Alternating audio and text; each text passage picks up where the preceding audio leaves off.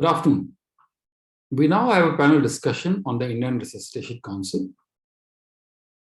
And the topic of the panel discussion is the Indian Resuscitation Council is the prime force in resuscitation training in India. I'll first introduce the eminent panel who's going to speak in this important panel discussion. We first have Dr. Banjeet Singh. Dr. Banjeet Singh is the professor and head of anesthesiology at the SGT University, Gurugram. He's a very experienced teacher. He has been the past vice president of ISA National, has been a past governing council member of the ISA also. And of course, he's the CEO of the Indian College of Anesthesiologists. We have Dr. Nikki Sabarwal, who is professor and consultant at the Vardhaman Medical College and Safdarjung Hospital, New Delhi. She's a very experienced teacher with a lot of interest in ATLS, in resuscitation, is an instructor for IRC as well as AHA, and of course is a prolific examiner. We also have Dr. Paul Raffel, who is the professor and head of department at Amala Institute of Medical Sciences, Thrissur. He's a very experienced teacher again. He has been interested in resuscitation and has been an AHA instructor for BCLS, ACLS, and today is a very important proponent and a very proficient person in resuscitation for the IRC. He has received multiple awards from the ISA National and is very involved in awareness of resuscitation training of people. We also have Dr. Manisha Katkar. Dr. Manisha Katkar is the current president of the Maharashtra State Chapter of ISA. She's a chief anesthesiologist and intensivist in Solapur, and she's also the associate editor of the Indian Journal of Anesthesiology. She's the national ISA coordinator for the Cultural Club. She has presented multiple conferences, has been very active in ISA Maharashtra. We have Syed Mohid Ahmed. Syed Mohid Ahmed was earlier the chairman of the Department of Anesthesiology at Jawaharlal Nehru Medical College, Aligarh Muslim University. He is presently professor in charge of the ICU. His area of interest is airways and CPR, and he has been one of the prime forces in the formation of the Indian Difficult Airway Guidelines as well as the Indian CPR Guidelines. He has received multiple awards and is a very prominent figure. We have Dr. Rakesh Garg. Dr. Rakesh Garg is one of the most active people in the Indian Resuscitation Council. He's an additional professor in the Department of Onco-Anesthesiology and Palliative Medicine at the All India Institute of Medical Sciences. He has got tremendous number of publications, more than 260. He's authored more than 25 chapters in books. And also has been the associate editor of JOSCP, of Journal of Medical Case Reports, is editorial board member of multiple journals, and has received multiple awards. We also have Dr. Simantika Ghosh. Dr. Simantika Ghosh is basically a worker in liver transplant programs in the Narayana Health organization at Kolkata. She has received multiple awards from ISA for her various academic activities and has more than 25 publications, out of which 5 are international. My last panelist is Dr. Chetna Agarwal. Dr. Chetna Agarwal is a very well-known personality in Gujarat in particular. Dr. Chetna Agarwal is a very accomplished anesthesiologist whose interests in anesthesiology are very diverse. She is again very interested in resuscitation training. Apart from this, she's the cultural ambassador for our country, having represented India in the Mrs. India competitions abroad. My first question is directed to Dr. Banjeet. Dr. Banjeet, you have been a part of the Indian Resuscitation Council right from its inception. You've seen the progress of the Indian Resuscitation Council. Are you happy with its growth and the spread of the resuscitation guidelines across the country? Dr. Mukul, if you like me to answer this question in one word, I would say yes. And to say how much satisfied I am, I think we'll have to look back at the history of Indian Resuscitation Council. It was early 2017 when Indian Society of Anesthesiologists asked the present chairman, Dr. S.S.C. Chakra Rao, to popularize the resuscitation movement in India. Having accepted this offer, his first task was to develop guidelines which are suitable to Indian setup rather than copying the guidelines from other countries. So he called a meeting of some like-minded academicians, and they set about the task of publishing these guidelines, which were published in the November issue of Indian Journal of Anesthesia.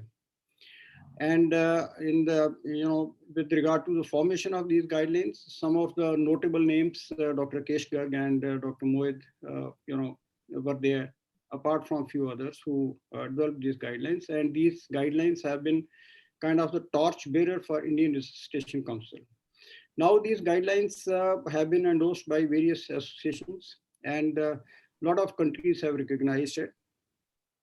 And using these guidelines, there's been a lot of public awareness which has been created, particularly with regard to compressions only life support, which is only for lay people and outside the hospital. So more than 110 lakh of people who have been made aware of these guidelines, and more than 14 lakhs have been trained with compressions only life support, and more than about 60,000 people have been trained for basic cardiopulmonary life support. So the work is going on, and a lot of people are interested in having this training. From all over the country, there are calls which are received by Indian Resuscitation Council for having these guidelines to conduct these programs of awareness as well as of training. Now, these guidelines have also been mentioned by the worthy Honorable Vice President of India, Shri Venkaiah Naidu, and of course, Minister of State of Health and Family Welfare very recently at Safdarjung Hospital. So I would say that these guidelines have made a lot of difference to the resuscitation activities in India, and to look at other associations like American Heart Association, which has its own guidelines. They started their work somewhere in 1960s, and they have taken nearly 60 years to reach this place, to reach this level. And in India, these Indian Resuscitation Council guidelines have taken just 4 years. And out of those 4 years, let's not forget, there have been about a period of 1 year where it was kind of a lockdown. So it's nearly just only 3 years in which we have made this much of progress. And to end my answer with a question, I don't know, I mean, do you know of any association which has made this much progress in just 3 years? Not me, not according to me. Yes, you're very right, sir. Not many people could, I mean, it's not very easy. And it has been a lot of drive of the prime members of Indian Resuscitation Council that has helped us progress so much. Dr. Banjeet, one more question to you. How do you feel about our Train the Trainer guideline sessions? Are they very effective? What do you feel about them? Well, they are very effective. They're effective because these programs, Train the Trainers program, there is a pre-test, there is a post-test. In the pre-test, the skill and the knowledge base of the candidate is can be made out, and in the post-test that is further assessed, and the data shows that there is a tremendous improvement in the skill as well as the knowledge base of the candidates who who participate in these programs. Apart from that, having attained the skills of resuscitation, they impart training to other people in their vicinity or in their close group or among their family members. So I think these trainings, these programs of Train the Trainers have been very, very effective with regard to propagation of the core activity of Indian Resuscitation Council, that is to popularize resuscitation, that every citizen can be a lifesaver and be with just two bare hands can make a difference between somebody's life. Two bare hands can save a life. So that is the motto of Indian Resuscitation Council. Thank you, sir. My next question is directed to Dr. Syed Mohit. Dr. Mohit, you have been in the forefront for writing the guidelines. You have seen the challenges which we have come across. So what do you feel, what were the challenges and what is the way ahead, in your opinion? A very pertinent question, sir. Uh, I would say that actually, whenever you make anything new, you will always face some hurdles, especially in a situation where you have already an established guideline. And it is very difficult to replace that guideline, which is there with the terminology of those guidelines, especially which is being so much taken by the people of our country. And then replacing that by our guidelines, it's always been a challenge. So the second component is that data. The data itself is a challenge because we really did not have any data with us.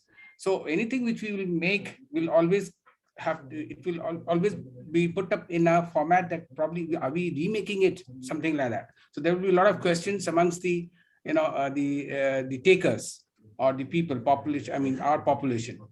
And secondly, whenever you make any guidelines which is based on the target group which you are targeting. So there are different categories of people in our society, a different level of people, level of understanding. So we have got to come to that level and then frame guidelines according to the level of our people. So where obviously you have to categorize that guideline according to those people and then frame guidelines. So that itself is again a problem which you have to face and which we faced, and then further implementing those guidelines. So once you frame a guideline, then implementing it again it's a very difficult, because now it's your responsibility to take it from one door to the other door, and one state to the other state, tell them, motivate them, teach them every aspect of that guideline, the concept of the guideline, the queries of the guideline, and then let them accept it. And when you're developing a guideline, it itself was such a difficult job for us, especially because if you remember those days, it was very difficult to meet together and then frame guideline. We have really gone for a video, Skype, and everything we did, and then we framed the guideline. And as I said, bringing to training the people pan India, going from one door to the other, one state to the other state, everywhere, it was really a Herculean task for us. So further, especially again, further developing the subsequent guidelines is again a challenge for us. So one is we've already done to a certain extent. Now the further challenge which is awaiting, it's not that end of this, we have miles to go. So we have to again frame further guidelines, which is again a difficult job for us. So overall, if you see, it is really a difficult, because replacing the guideline which was existing and then coming to to a new guideline is very difficult and was a very difficult task for us. Yeah. Mohit, one more thing. I'm aware that you have recommended to the NMC about how the MBBS students should be trained in resuscitation. Can you elaborate a little bit about what you have done? Yeah, actually, what I did is actually, if you see the new the concept of NMC, the curriculum, they have changed their concept to a skill-based training or outcome-based training or teaching. So that is what I took that opportunity to push our guideline and frame and then put it forward to the NMC. So that was one thing which especially what NMC has now trying to implement is that from the very first go or very first day of the career of an undergraduate, they would like to start a skill-based training. That means they have an orientation program. So on the first month of the induction of the undergraduate students, they have an orientation program where the first year students, undergraduate students, they will take all the skill-based training. So there I tried to push the COLS, right? And I taught them the COLS. I pushed it forward to the NMC, and obviously that was again accepted. The second component was, now NMC has made a draft. It's yet to be made it in the Gazette format, that the postgraduates are supposed to get training, at least certified BCLS course before they go to the subsequent year. That means from the first year to the second year. That is going to be mandatory, because that is what has been put forward. So that again was something which I pushed forward. I recommended it from our institution, for our MU, because they had asked us, NMC has asked us to to change the curriculum in a form of outcome-based training. So that is what I recommended and I put forward to them, and I hope it will be further accepted in future. So that is what we did, and probably some component is already there in the new guideline, curriculum. They have said that what I have seen in the draft is that first year of PG must take the BSLS certification course. So that is what is something which we did, and probably with the help of the other teachers institutions also we'll be able to do it. Yeah. Thank you, boy. My next question is directed towards Rakesh Garg. Rakesh, you have been a prime member again of the IRC, and you have been very much involved in publicizing what IRC does and working towards international recognition of the IRC. Can you please elaborate what efforts IRC has done as far as the media is concerned, social media as well as the TV media? I think there are two aspects of creating awareness about any new thing. It may be just creating guidelines and publicizing into a national journal, which gets a credibility. But we have seen many guidelines are just under the cover of various journals, various books, and they have not become so popular. So just to make it popular, we have to create some awareness. And this awareness is basically a multi-pronged. Our big umbrella of Indian Society of Anesthesiologists, with such a huge number of anesthesiologists across India, with various district branches, city branches, state branches, and with the national headquarters, we are getting a good support with awareness of it. So this is one aspect. The second is IRC has taken the first step across the world. It's a proud moment to say that they have created the specific focus guidelines for layperson, which was COLS, Calls Guidelines. And the Indian population, we had a survey where they mentioned that hardly 1 to 2% of people are trained. And we have seen big dignitaries collapsing on the dais, on the playgrounds, and they're collapsing it. So this means we cannot create a manpower of health professionals at these places. And we need to create a pool of layperson, which we can say our ambassadors also, across the whole population across India. And for this, we need to create sensitization. And we have used social media very efficiently, whether it was a print media, whether it was through radio format, or whether it was through TV format. And it was really good to see that when we contacted those people, they are really very much emphasized, they are very much enthusiastic to take this session forwards to create awareness. So this social media is helping us a lot. And not only this, I would urge all the delegates who are listening to us, it is responsibility of each one of us to use our platform, whatever social platform, whether it's Twitter, Facebook, Instagram, whatever they are using it, to create awareness for creating people learning CPR at various platforms. And I think IRC is doing a great job, but we need to have our more pool of such people who are very fond of the social media, and we need to have more face value of IRC so that we can create more awareness and create more training. Thank you, Rakesh. I think we have got a face on the Doordarshan channels, we've got the face on the private TV channels, and I think we have been able to generate a lot of publicity for IRC and resuscitation in particular. Rakesh, one more thing, you have also been involved in getting the IRC guidelines onto the school syllabi, that is in the CBSE. Can you elaborate a little bit about the importance of that? Absolutely. If you see any of the awareness programs, if we can rope in the school students, they are good ambassadors for us. A young budding brains, if you can just modulate their brains, they are the real heroes for us. They are the real ambassadors for us. So that is what we have taken the opportunity, and we were lucky that CBSE was very proactive. At that point of time, CBSE was planning to create a new syllabus for the healthcare into the CBSE for 9th, 10th, 11th, and 12th. So I, being a part of team, we decided that why not to have the CPR program itself into the curriculum, and they wanted that it should be there. And it was a good support from the Deputy Director and Director CBSE along with Ministry of Health and Family Welfare Corporation, that this was incorporated into the CBSE curriculum.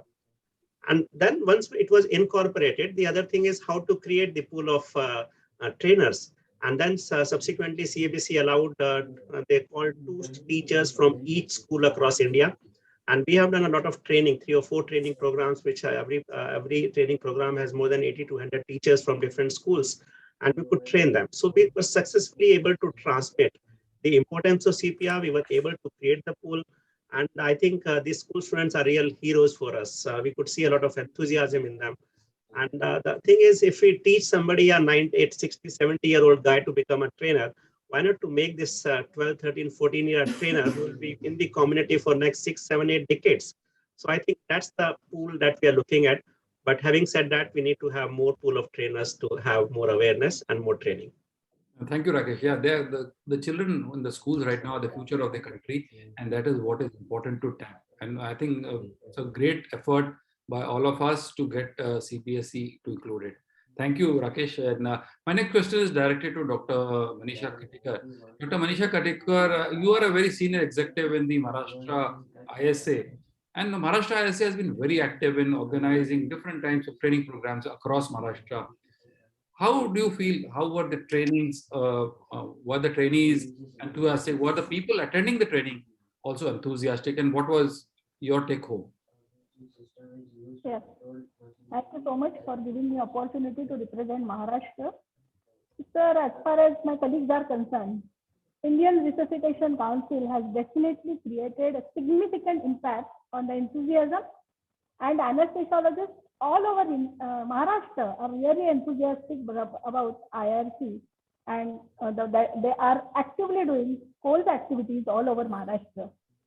You all know that Maharashtra is a dynamic and enthusiastic branch of National ISA, and we have many active members who are working for the society.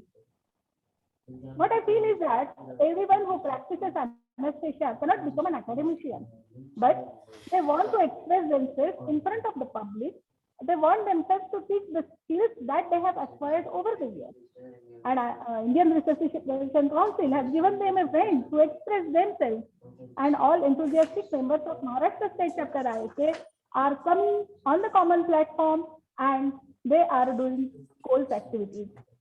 Members are getting recognition in front of a common man as life skill performers, life-saving skill performers and trainers. This is very important for us. The role of anesthesiologist, that is the role that is behind the curtain in the operation theater, is expressed by his skills in front of a layman. And this IRC has done this. His recognition in the public as a lifesaver is really satisfying.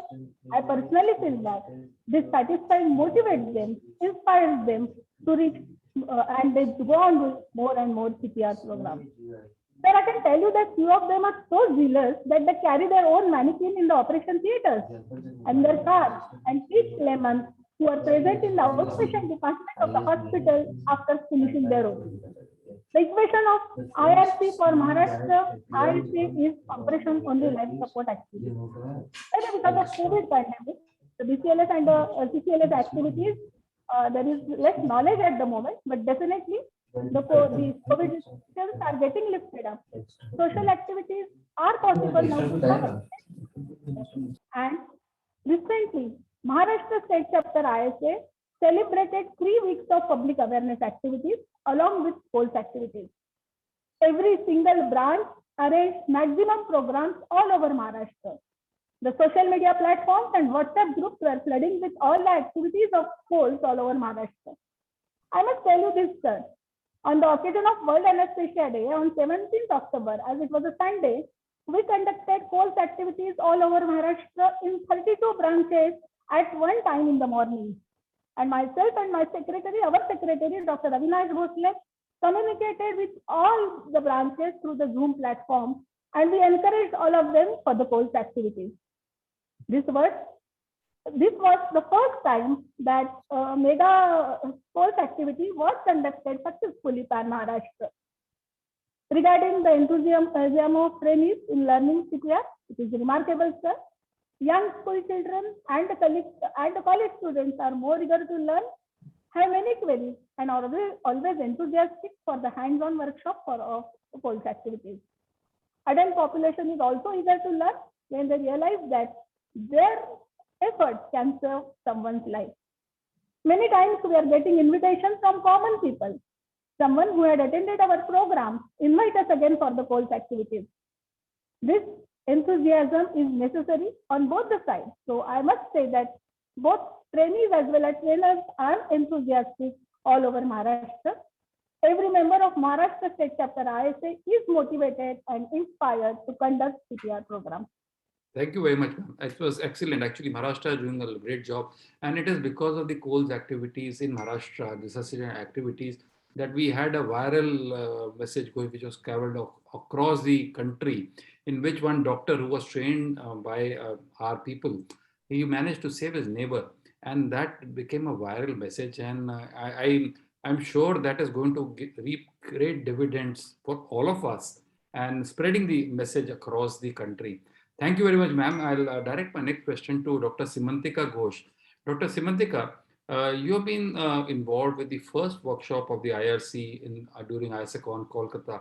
And what do you feel was the local impact in Kolkata of this workshop?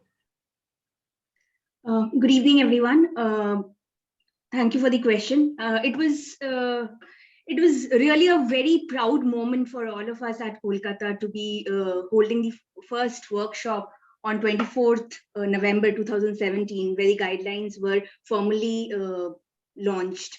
So most of the people here, most of the anesthesiologists were part of the program, and that has helped us create a lot of awareness, not only in the anesthesia community, but also in the non-anesthesia community. And such that we have done at least, at least 20 to 50 programs after that. And we have launched a Jeevan Dan project with Rotary International.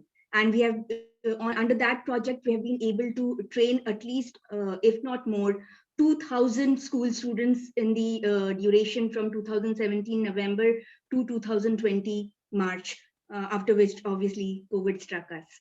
So the impact of this workshop being held in Kolkata was really, really great.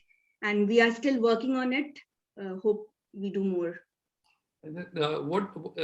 Eastern India is very different from other parts of, there are a lot of problems of geography in Eastern India, a lot of problems of transportation and other things. Do you think that IRC has been effectively reached the people of Eastern India? Yes, I totally agree with you. Eastern part of India is quite different from the rest of India in many terms. We have been trying our best, both the branches of Indian Society of Anesthesiologists in West Bengal, like the ISA West Bengal, as well as the ISA Metro City branch. We have been trying our best to overcome all the hurdles that are there. And I think we are doing good. We have been doing a lot of BCLS and also a CCLS training program, the training of the trainer programs, also school programs. We have also been actively participating in radio shows. We on the occasion of the National CPR Day, we had a talk on the radio as well. So we are trying our best to overcome all these hurdles. What we have not yet been able to tap is probably a link in the government organizations. I mean the government per se, so that we can percolate into the or penetrate into the government institutions. That is somewhere where we are working at, and we are soon, maybe we'll get a lead. So other than that, I think we are doing good. Thank you. Thank you, Dr. Simantika. So we come to the next panelist, and I direct my next question to Dr. Nikki Sabarwal. Dr. Sabarwal, you were the first person to form a CRTC in a CGHS-run medical college at Delhi after the sanction of the Union Health Ministry. There are multiple CRTCs in the country, but you are the first to get a sanction of the Union Health Ministry and set up this thing. What was your experience as far as that was concerned, and what is its acceptance today? Well, very good evening to everybody, and thank you for having me on this August panel.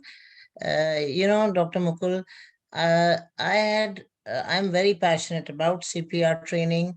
And since 2019, I used to wonder why in Delhi we are not having our IRC training center, because it was a very, very proud moment to have the Indian guidelines launched in November 2017. And it was my dream project. And I had approached some members of the IRC in 2019. But because that time, the NABH accreditation, we were going for that, and we had to train the entire hospital in BLS. So, but it couldn't happen at that time, and we had trained around 3,400 people from the hospital. But then COVID happened, and this remained my dream project to start a CRTC in Delhi. And fortunately, we have a very proactive Director General Health Services, Dr. Sunil Kumar, and sir has also, he is very passionate about teaching and training all life-saving programs. And he has this vision of making all the 3 central government hospitals BLS certified hospitals. So he gave me this task, and that is the time when I took the opportunity to tell him that, till now we have been teaching the CPR, based on the American Heart Association guidelines, but we have our own guidelines, and we don't have a recognized AHS center either at our hospital too. So I showed him the advantages of coal especially, and our BCLS and CCLS, and the fact that it is our Indian homemade guidelines, which are, being recognized internationally by ILCOR as well. And we had a presentation, and he agreed that we must have, the CRTC center at Safdarjung Hospital. So with his, blessings, and he arranged for the, Minister of Health was not available, Mr. Mansukh Mandavia. So we had the Minister of State, Dr. Mrs. Bharti Praveen Pawar, come and inaugurate the center on 20th October 2021. And that is a really, really gratifying experience. We had a very positive response. In fact, the Honorable Minister, she's requested Dr. Chakra Rao, because as you know that Dr. Chakra Rao graced the occasion, and all of you who are the founder members of the IRC were there too, and we had the first inaugural course. And Madam Minister, she requested Dr. Chakra Rao that please open a center in my constituency too. So it has been very, very gratifying, and now we are working towards making the entire hospital BLS certified, starting with the emergency block. And COLS is going to come in very handy, because earlier we had trained all people in BCLS, which takes time, and it may not be so pertinent for the non-medicos. So now we have divided the people, the healthcare workers and the support staff for the BCLS and the COLS training. So it's been, a very, very, very, very, I think, gratifying and a very pleasant experience. And it has, seen the light of day, and I couldn't be more happier. Thank you, ma'am. Thank you very much. Yeah, being a part of that, I was one of the spectators who saw this inauguration by the health minister. And I'm sure there's a lot of, enthusiasm in the ministry also today. And I'm sure that this is going to help IRC in propagating the message of resuscitation. Thank you, ma'am. In fact, if you give me another minute, Dr. Mukul, I just want to also apprise you that the Director General Health Services has requested us to take this training to the ministry also, and train all the personnel in the health ministry in COLS and BCLS. That's great, ma'am. That's really a great thing, and that's a great achievement for IRC and for you also, of course. And thank you, ma'am. My next question is directed to Dr. Paul Raffel. Dr. Paul, you have been in the forefront of IRC training in the state of Kerala, and you've been a very active member in training people across the state. What was your experience in Kerala?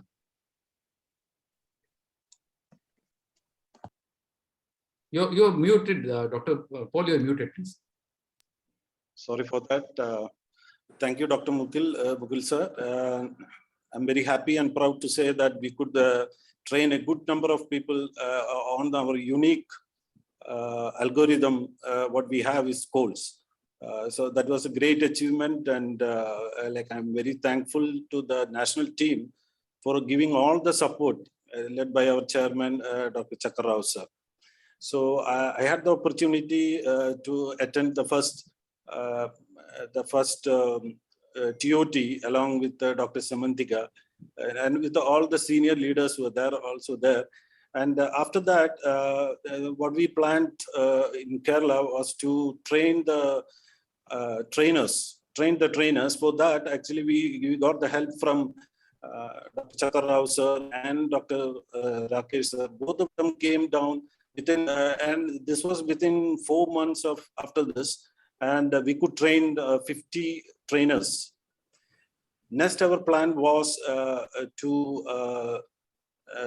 give training to the school children. For that, what we did was to have a collaboration with the Rotary and also with the Indian Medical Association. So we could do it. So before that, what we did for the school children was to meet the education minister of that time, and then convince him about the necessity of coals. And what he did was he put an order to train them in an assembly during the assembly session on October 23rd. That was the first time we did our World Restart Heart Day. So that was the beginning. Then we later started training the laymen, the public, the police. And another thing, what we found that most of the people available on the road to treat them will be the drivers, mainly the auto rickshaw drivers. So we aimed them, and also the ambulance drivers, and we started teaching. So we could also do next year also in 2019, along with the district collector, we inaugurated.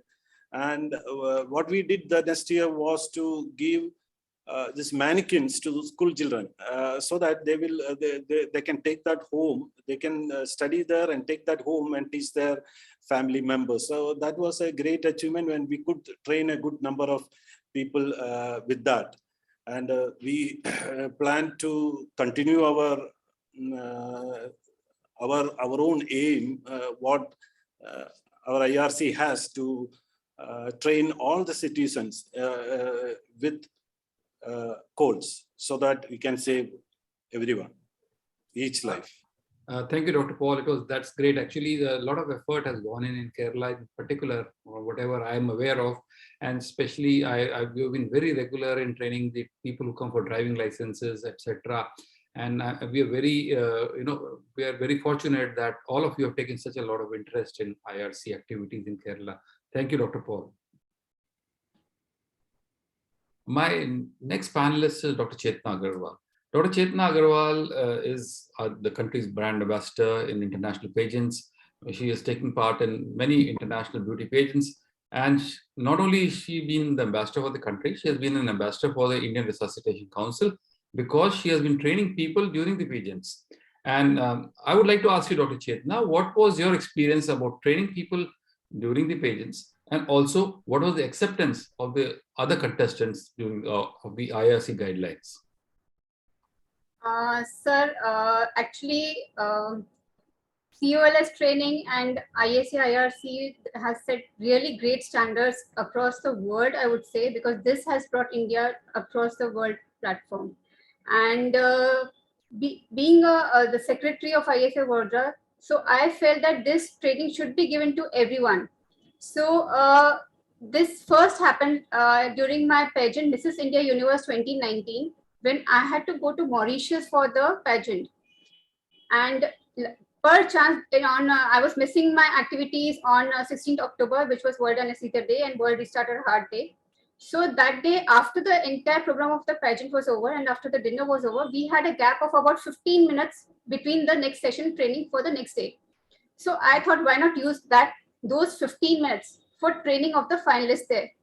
So luckily, all the finalists who were sitting there agreed immediately, and I didn't have the mannequin, so I gave the training on a pillow right in the dining area. So it was everyone who was there in the finalists, everyone participated in the training, and everyone did hands-on training also. So it was really a great experience. And like I was basically feeling guilty that I was not able to participate in my city for the CLS training programs, but I could manage to do the CLS training in Mauritius. So it was a great feeling. Then after that, I went to Mrs. Universe pageant in 2019 December. And there also, after the pageant was over, so there also I did the training of the finalists and even the directors of the pageant. They also participate, and the relatives who had come with the finalists, they also participate, including a child. So like it was a truly very satisfying experience at pageant level. It was a totally new experience for me, and doing it at Mrs. Universe, which is considered the best among the Mrs. category of pageants. So it was definitely a great experience for me. And recently on 18th October, I did it on in Mr. Miss Mrs. Glam International Icon in Mumbai. So again, after the entire pageant was over, at midnight, I did this entire training with the finalists as well as the directors and the fashion designers of the pageant. Thank you, Dr. Chetna. You know, you have been our brand ambassador for the Indian Resuscitation Council. You have been spreading the word. We want people to know about this word, and I'm very happy to state that you have been a great ambassador for Indian Resuscitation Council. Thank you, sir. Thank you so much. And I would like to ask you one other thing. You know, Indian Resuscitation Council training is taking place in lots of places in Gujarat, and you have been a part of that training. So how do you feel? Is the training effective? Are people getting trained? Are people benefiting from this training? Yes, sir. Definitely, people are getting benefit from this because, like, we come to know from the some people whom we have trained, we get feedback sometimes that they have been able to help someone in such where CLS is required in such situations. Even the members, they have been able to resuscitate their family members, and one of the trainers had trained in a mountain like trekking place. So even there it was an experience for him. So like everywhere where we get a chance, we utilize that opportunity, and we get feedbacks from all the people we train, how the training was and whether it has been effective in saving somebody's life anytime later also. Oh, that's very good actually. And how often are you training people in Gujarat or in Vadodara in your city? So in my city, we regularly conduct programs. Recently, I prepared an entire PPT for the entire year. And in 2019, Vadodara was declared the best city in CLS training in Gujarat. We got the award for that in the VisaCon 2019, which was arranged in Vadodara. So we have made a group, ISA Vadodara CLS group, and we have a Facebook page also where all the activities are updated from time to time. So our members are very active. Even in the after the COVID, immediately we started the trainings even at physical level. So with obviously all the precautions taken. And in COVID times, we did virtual training also, even to the level of international level, like amongst the relatives, and even like I had done for the pageant people who were there in Mauritius. For their group, I had done online training. Dr. Arvind Patel sir had done it in his family group and relatives from USA and other places in the world. So we have conducted city level, we have conducted national level, we have conducted international level trainings, both physically as well as online. Thank you. And even in big groups like the police people, we had trained around 500 people. So everywhere the acceptance is very good. Thank you, Dr. Chetna. It was great interacting with you and finding out about what all is happening in Gujarat and in your particular city, of course. It's great. Thank you. Because of constraints of time, unfortunately, I'll have to conclude this panel discussion. We had a very interesting panel discussion in which each and every eminent member contributed tremendously to the cause of resuscitation and to the cause of spreading the information about the role IRC has been playing over the last few years. Thank you very much. Thank you for attending this session.